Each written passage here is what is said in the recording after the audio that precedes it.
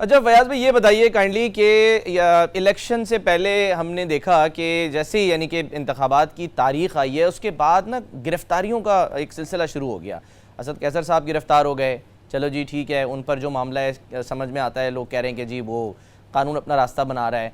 फवाद चौधरी साहब जो हैं उन्होंने तो प्रेस कॉन्फ्रेंस भी कर दी थी, सब कुछ हो गया था, लेकिन उनको भी गिरफ्तार कर लिया गया। तो कहा गया कि क्योंकि अभी तक उन्होंने शमूलियत का ऐलान नहीं किया है एक ख़ास जमात में, बल्कि ये कह दीजिए आप ही की जमात में, इस वजह से जो है वो दोबारा उनको जो है गिरफ्तार कर लिया गया है। ये क्या मामला आते हैं आपके ख्याल में, ये क्यों हो रहा है? ये ऐसी कोई बात नहीं है। फवाद चौधरी साहब माशाल्लाह बहुत सियाने आदमी हैं, बहुत तेज चालाक हैं, और आपको पता है सियाना और चालाक आदमी हमेशा जो है ना किसी मुंह के बल गिरता है। जब आप आ गए डिनर पे, आप आए, बारों बार आपने अपनी फोटो शोटो खिंचाई, तरीन साहब से, अलीम खान साहब से मुलाकात की और निकल गए। अगले दिन आप आ गए प्रेस कॉन्फ्रेंस में, उस पर आप चेहरा छुपाते फिर रहे हैं। आप आए, आप अपनी मर्जी से आए, फिर उसके बाद जनाब आपने शिकवे गिले करना शुरू कर दिए, ट्वीट करना शुरू कर दिया, अमली तौर पे कहना शुरू कर दिया जी मेरा कोई ताल्लुक नहीं इस्तेहकाम पाकिस्तान पार्टी से। मैं तो फिर अपने हल्के में जाके एक बार नाकाम कोशिश की कि जनाब मैं तो पीटीआई में हूँ। लोगों ने सेड़ सेड़ के जनाब जो ट्रोलिंग की। अब अपनी तरफ से चालाकी वो दिखा रहे थे, लेकिन इस गिरफ्तारी का उससे कोई ताल्लुक नहीं है। 50 लाख रुपए की कोई लेन देन का इशू है, उस पर कोई इन्होंने कोई किसी से लिए हुए थे, कोई नौकरी दिलाने का, कोई कुछ तरह की कोई मसला करने का। उस बंदे ने मेरा ख्याल कोई दरखास्त दी हुई थी या कोई एफआईआर थी, बाकी भी उनके ऊपर कई एफआईआर हैं। तो अब आप मुझे ये बताएं कि आप खुद अपने आप को उनकी जगह रखें। अब अगर वो इस्तेहकाम पाकिस्तान पार्टी में आएंगे भी तो क्या अपनी नजरों में भी कोई इज्जत होगी? आप लोग लेंगे? अगर वो आते हैं, अगर वो आ जाते हैं, आप लोग एक्सेप्ट करेंगे? आ जाते हैं तो बिस्मिल्लाह। लेकिन आप बताएं ना खुद उनकी अपनी नजरों के हवाले से कि जब आप, वो पंजाबी का मुहावरा है कि जनाब नानी ने कसम कीता पैड़ा कीता, कसम करन तो बाद जनाब छोड़ देता उसको भी पैड़ा कीता। ठीक है ना? अब आप मुझे बताएं, या आपने ज्वाइन कर ली थी तो फिर कर ली। अब आपने ज्वाइन की, पहले बात है आपने कहा जी मैंने सियासत छोड़ दी, अगले दिन ही आप सियासी तौर पे एक्टिव हो गए।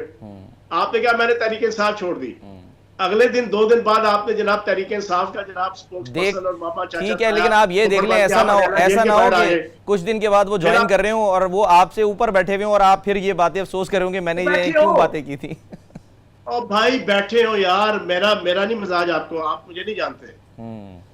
मेरी बला से मुझे कोई इससे टेंशन नहीं है, मैंने अपनी जिम्मेदारी पूरी करनी है। ऊपर लेकिन ये बताएं, माजी में आपको याद होगा इरफान सिद्दीकी साहब हैं, उनको सिर्फ वो किराएनामे का कोई मसला हुआ था, उसमें पता नहीं क्या, मुझे कोई शेख याद नहीं है क्या मसला हुआ था, छोटा सा मसला था, इतना बड़ा नहीं था, उस पर उनको हथकड़ी लगा दी थी। आपको तस्वीर याद होगी कि कलम हाथ में और हथकड़ी उनको लगी हुई है। फिर हम इस तरह के जो मनाजिर देख रहे हैं, चलो 50 लाख की लेन देन का मामला है या जो भी है, लेकिन जिस अंदाज से मुंह पे, पहले तो चलो वो आप कह रहे हैं ना मुंह अपना खुद छुपा रहे थे, अब तो पुलिस उनका मुंह छुपा रही है, वो कपड़ा डाल के हथकड़ियां हाथ में बांध के, जैसे खुदा ना खास्ता जैसे कोई मतलब यानी कि टेररिस्ट हो या कुछ हो, कोई वाइट कॉलर क्राइम भी कोई चीज़ होती है, उसमें आपके ख्याल में ये ठीक हो रहा है, ये सही हो रहा है, ये सियासतदानों के साथ अगर हो रहा है तो? देखिए बात ये है कि जो चीज़ गलत है वो गलत है। हमें भी चाहिए कि बीइंग अ पॉलिटिशियन कोई एक स्टैंस रखें।